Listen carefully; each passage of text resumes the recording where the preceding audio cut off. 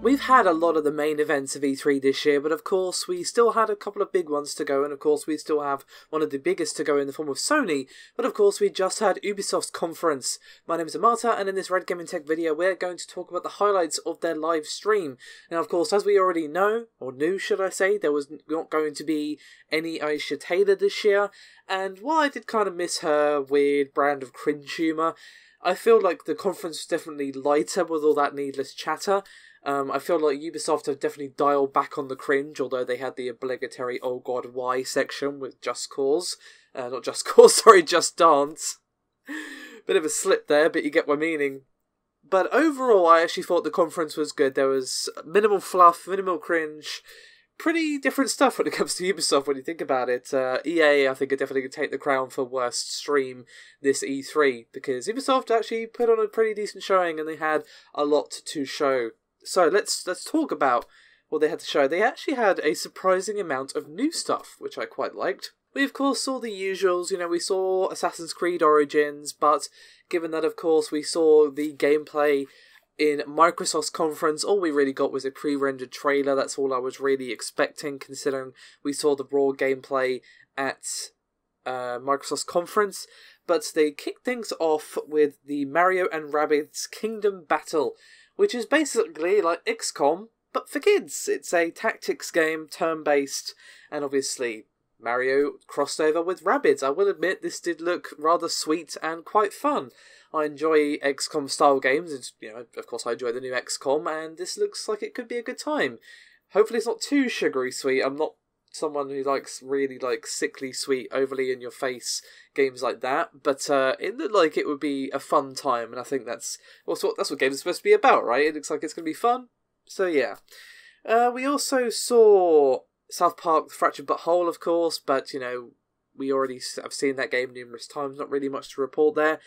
We saw The Crew 2, which is making a return, and they're bringing a bunch of new stuff. Planes, cars, bicycles and boats are all going to be drivable within the game, which is pretty damn awesome.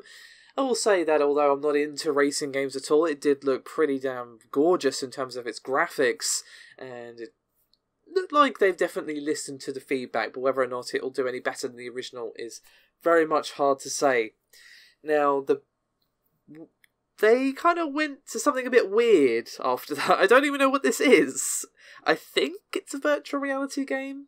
It was like some weird sort of meta trailer with Elijah Wood, and it's called Transcendence, and they kept mentioning virtual reality, so I'm assuming it's a virtual reality game, but we saw no gameplay, not even any pre-rendered stuff. It was just weird, sort of mind-bending, very sort of surreal second-year university alternative arts project style video that didn't really tell us anything.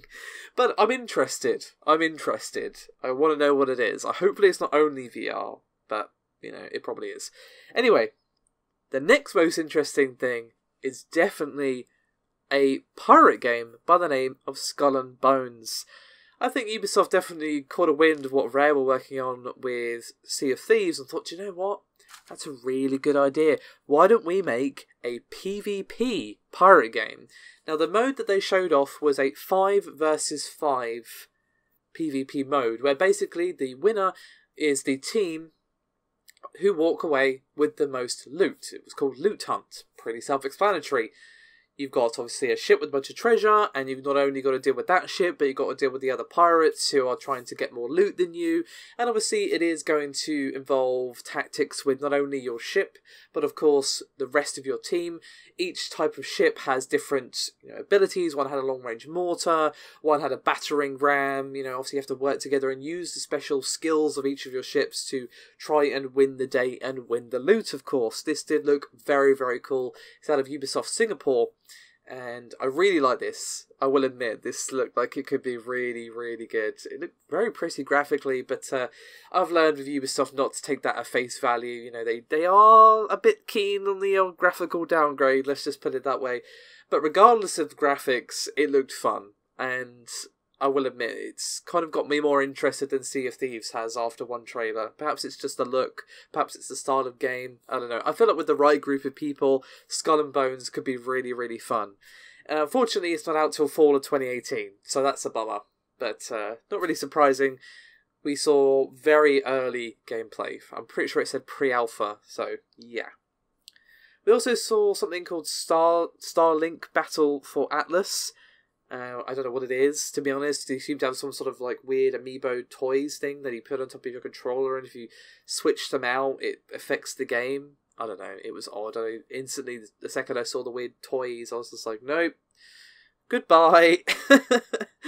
We also had an expansion for Steep, but to be honest, I have pretty much zero interest in anything Steep has to say.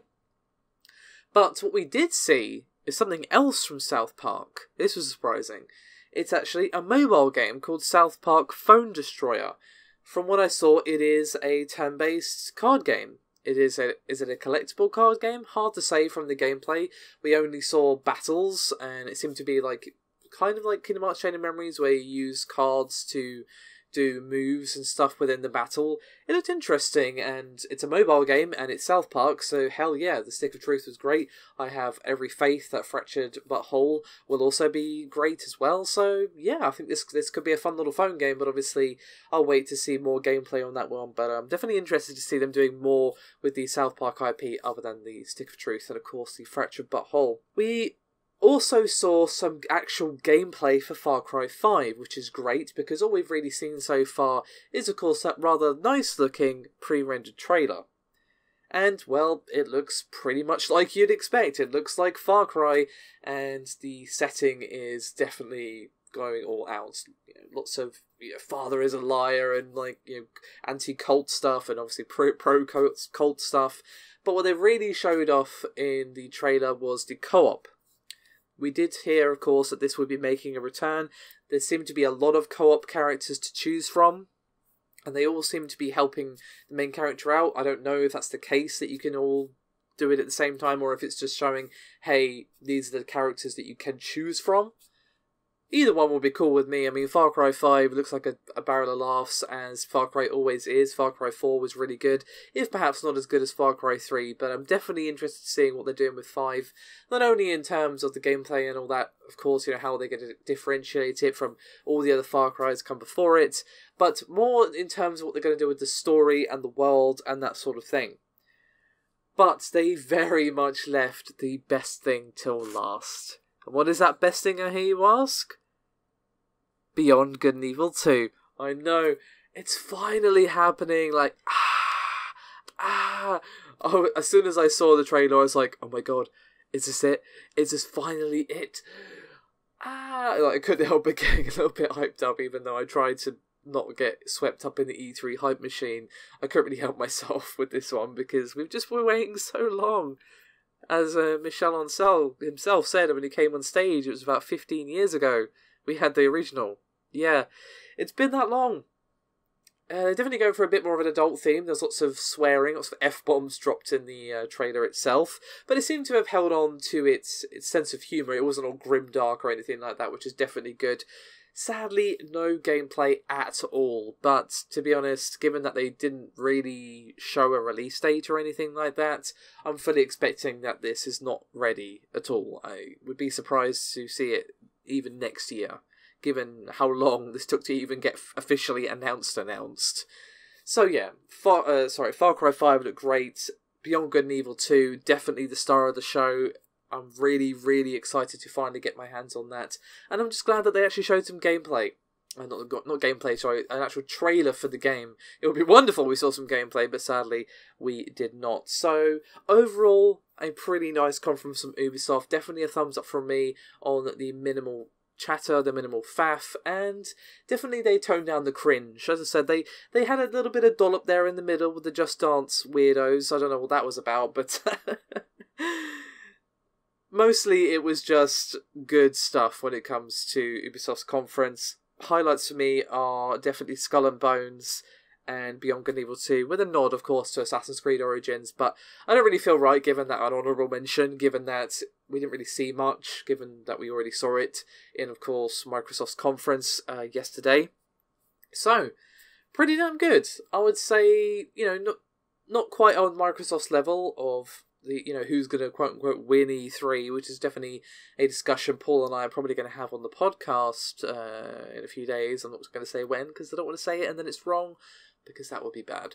But we are going to chat about E3 and talk about who we think won and all that stuff. So yeah, definitely a strong contender, but I think all eyes are definitely now on Sony. And the PC Gaming Show will be up, it's just a bit late. I was unfortunately at another event, so I couldn't catch it myself, so someone else is handling that, and they are sending the audio over to me pretty much as I'm recording this audio. So yeah, that'll be up shortly after the Ubisoft video, so do keep your eyes peeled for that. But of course, early tomorrow morning I will be doing Sony's conference. Sadly, I'm far too tired to be staying up till 4 in the morning to do that tonight, so I'm just going to get up in the AM and do that for you then. So do keep your eyes peeled, but thank you very much for watching, guys, and of course thank you for supporting the channel, not only across these E3 videos, but just in general. We would not be here without you, so it is genuinely appreciated. I'll see you next time.